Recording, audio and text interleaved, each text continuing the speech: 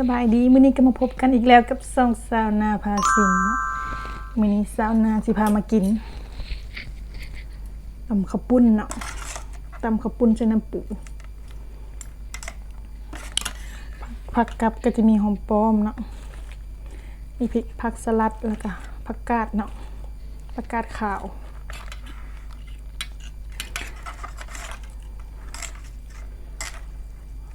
ตำใส่น้ำปูดำดีขนาด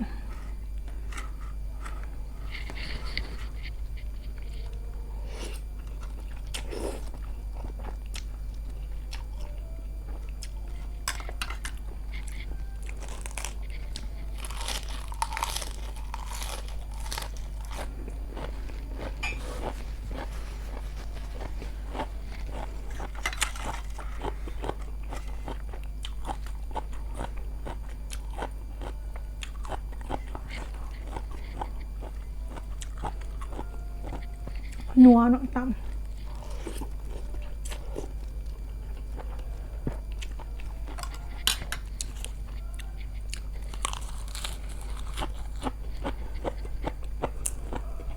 หอมป้อม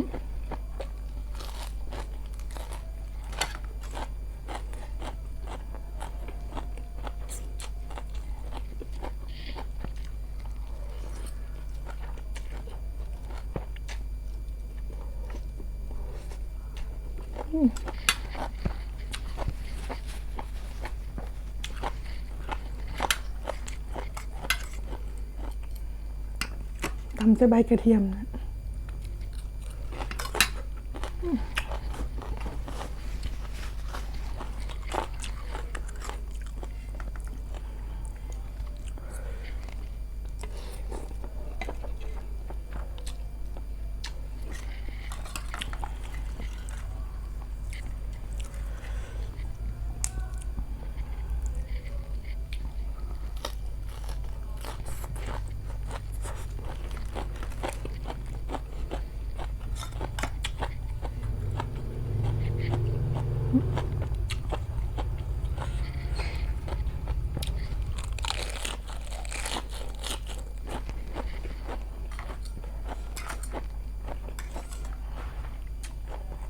ตอนประแดก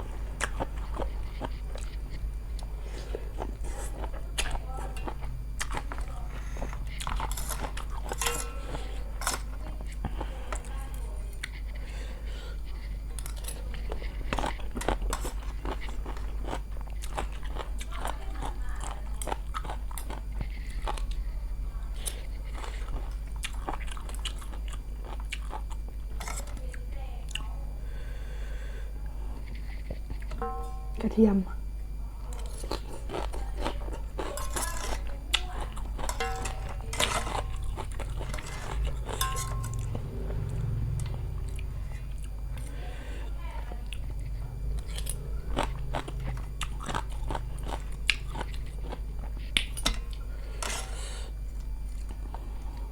กระปู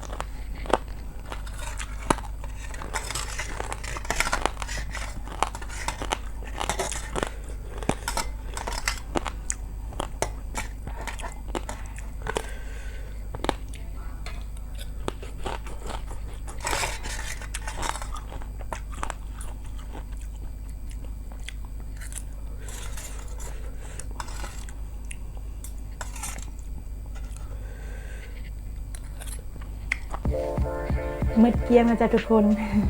เจอกันใหม่กับนาในคลิปหน้าเนาะ